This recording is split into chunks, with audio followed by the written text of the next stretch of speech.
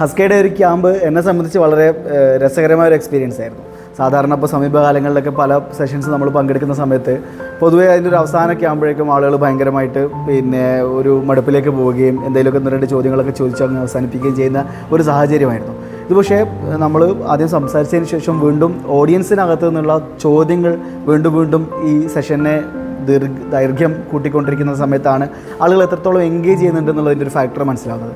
അതുമാത്രമല്ല ആ സെഷൻ ആദ്യം മുതൽ അവസാനം വരെ ആളുകൾ അതിനെ അറ്റൻഡ് ചെയ്യുന്ന രീതി, അപ്പോൾ ഈ സബ്ജക്റ്റിന് കൊടുക്കുന്നൊരു പ്രാധാന്യം, പ്രത്യേകിച്ചും ഞാനിവിടെ റെപ്രസെൻറ്റ് ചെയ്ത് സംസാരിച്ച വിഷയം അതിൻ്റെ തന്നെ ഒരു കേരളത്തിനകത്ത് അതിൻ്റെ ഒരു ട്രഡീഷൻ നോക്കുകയാണെന്നുണ്ടെങ്കിൽ ഒരു പാത്ത് ബ്രേക്കിംഗ് ആയ ഒരു കൺസെപ്റ്റിൽ, അതായത് ഒരു പരമ്പരാഗതമായ ഒരു വിഷയത്തെ ഒരു പുതിയ ആംഗിൾ അപ്രോച്ച് ചെയ്യാൻ വേണ്ടിയിട്ട് ഒരു കൂട്ടം യുവാക്കൾ തയ്യാറാകുന്നു.